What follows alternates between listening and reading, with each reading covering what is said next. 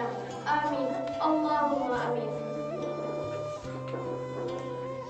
Pada kesempatan yang berbahagia ini, izinkan saya menyampaikan ceramah singkat saya yang bertema Hari Raya Idul Adha atau yang sering kita sebut dengan Hari Raya Kurban. Sebagaimana telah kita ketahui bahwa ibadah haji dan kurban adalah berakar dari sejarah Nabi Ibrahim beserta istrinya Siti Hajar dan putranya Ismail alaihissalam. Betapa besar ketakwaan dan ketaatan beliau dalam memenuhi perintah Allah Subhanahu wa Ta'ala. Maka dengan rela anak istri beliau tinggalkan di lembah yang tandus. Begitu pula Siti Hajar rela ditinggalkan suaminya tanpa bekal dan kawan karena taat kepada suami dan taat kepada Allah Subhanahu wa Ta'ala. Sungguh besar kekuasaan Allah yang mempunyai sifat Rahman dan Rahim. Di tengah-tengah ketandusan padang pasir tersebut, Siti Hajar tak tahu bagaimana harus mendapatkan sumber air untuk membasuhi kerongkongan dirinya dan juga putranya dari kehausan yang hebat. Kecuali nikmat Allah Subhanahu wa Ta'ala, sehingga kaki Ismail yang meronta-ronta menjejak di tanah padang pasir yang kering kerontang itu menimbulkan sumber air penuh keajaiban yang kemudian kita kenal sebagai sumber air Zam-Zam. Sampai sekarang ini tiada kering sepanjang masa atas kehendak Allah yang Maha Kuasa. Teman-teman hadirin dan hadirat yang saya muliakan, kepatuhan dan pengorbanan Nabi Ibrahim alaihissalam beserta keluarganya yang begitu besar itu dapat kita simak pula pada waktu beliau mendapat perintah untuk menyembelih putra tercinta satu-satunya Ismail alaihissalam. Sebagaimana dijelaskan dalam surat Asy-Syaffat ayat 100 sampai 108 yang artinya, Ya Tuhanku, anugerahkanlah kepadaku seorang anak yang termasuk orang-orang yang soleh. Maka kami beri dia kabar gembira dengan seorang anak yang amat sabar.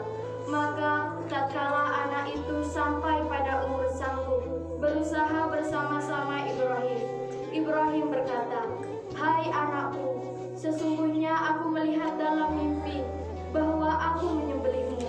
Maka pikirkanlah apa pendapatmu. Ismail alaihissalam menjawab, Hai bapakku, kerjakanlah apa yang diperintahkan kepadamu.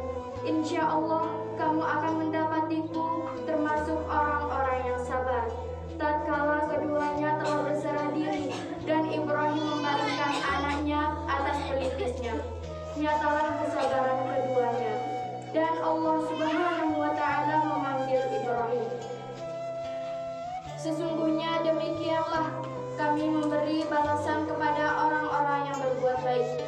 Sesungguhnya ini benar-benar suatu ujian yang nyata, dan kami tebus anak itu dengan seekor sembelihan yang besar. Kami abadikan untuk Ibrahim itu ujian yang baik di kalangan orang-orang yang datang kemudian. Quran Surah Asy-Syaffat ayat 100 sampai 108. Ketaatan, kepasrahan, dan keikhlasan Nabi Ibrahim, Siti Hajar dan putranya Ismail alaihissalam untuk berkorban dan berbakti kepada Allah Subhanahu wa Ta'ala sungguh merupakan perpaduan yang indah dan patut diteladani bagi umat manusia sepanjang zaman dulu, sekarang, dan masa yang akan datang, baik dalam fungsi kita sebagai ayah, ibu maupun anak, sehingga daripada masing-masing selalu memancarkan cahaya kebenaran untuk melakukan perbuatan-perbuatan terpuji, baik bagi diri dan keluarganya maupun bagi masyarakat. Teman-teman hadirin dan hadirat yang saya hormati, ibadah kurban bukanlah sekedar penyembelihan hewan kurban tanpa nilai rohani. Al-Quran mengaitkan kurban dengan penyebutan asma Allah yang Maha Kuasa dan dengan kemantapan iman serta penuh kepasrahan dan ketabahan menghadapi musibah. Allah Subhanahu wa Ta'ala berfirman yang artinya, dan bagi tiap-tiap umat telah kami syariatkan penyembelihan atau yang disebut dengan kurban, supaya mereka menyebut nama Allah terhadap binatang ternak yang telah didirikan Allah kepada mereka. Maka Tuhanmu adalah Tuhan yang Maha Esa. Karena itu berserah dirilah kamu kepadanya dan berilah kabar gembira kepada orang-orang yang tunduk patuh kepada Allah. Quran Surat Al-Hajj ayat 34.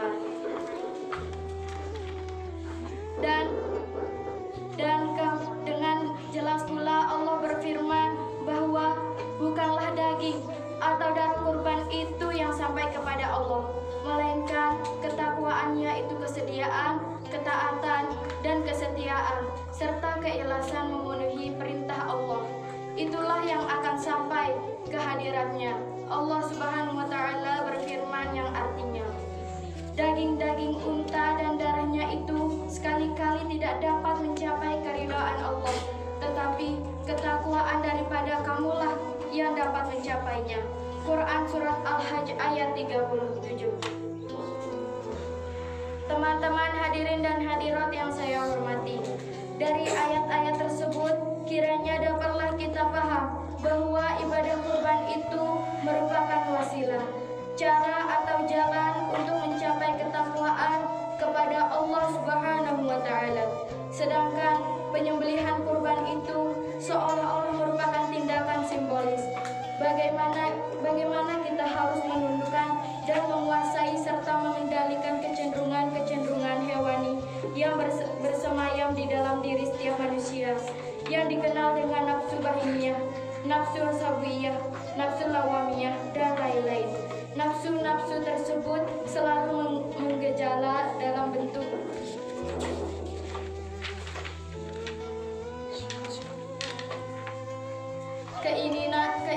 keinginan yang rendah, yang selalu mendorong dan menarik manusia untuk melakukan kerusakan, kejahatan, dan kekejian. Nafsu bahimiyah mencerminkan watak-watak binatang ternak yang selalu ingin hidup enak-enak sendiri. Hidupnya hanya untuk memenuhi kebutuhan lahirnya saja, tanpa memikirkan dan mau melakukan perjuangan di jalan Allah, dan tidak pula bagaimana supaya masyarakat menjadi baik. Sementara nafsu sawiyah mencerminkan watak binatang buas, mencerminkan keinginan untuk hidup berkuasa sendiri, menang sendiri, dan lain sebagainya. Usaha untuk menguasai dan mengendalikan nafsu-nafsu tersebut merupakan suatu hal yang sangat asasi dalam rangka membangun kehidupan yang manusiawi. Dan justru karena itulah usaha tersebut merupakan jihad akbar. Ketidakmampuan manusia menundukkan, menguasai, dan mengendalikan kecenderungan hewani atau nafsu bahimiyah, sabuiyah, dan lawamiyah tersebut sangat membahayakan dirinya sendiri dan juga bagi kehidupan masyarakat. Dalam realita kehidupan sering kita saksikan bahwa kekacauan dan kerancauan, penyimpangan dan penyelewengan, kekejian dan kejahatan, korupsi dan manipulasi yang terjadi dan bermunculan dalam kehidupan manusia adalah bersumber dan ketidakmampuan manusia untuk menundukkan, menguasai, dan mengendalikan nafsu bahimiyah, nafsu subuyah, dan nafsu lawamiyah yang ada di dalam dirinya. Teman-teman hadirin dan hadirat yang sekalian yang berbahagia, sesungguhnya keselamatan manusia baik sebagai individu maupun warga masyarakat sungguh sangat bergantung pada mampu tidaknya manusia menguasai dan mengendali nafsu-nafsu tersebut. Keberanian mengorbankan kepentingan individu atau pribadi dengan kepentingan kesejahteraan dan kemasalahan bersama hendaklah dapat kita petik sebagai hikmah dalam hari raya kurban ini. Demikianlah yang dapat saya sampaikan dalam kesempatan yang berbahagia ini. Terima kasih atas segala perhatiannya. Mohon maaf atas kesalahan dan kekurangannya.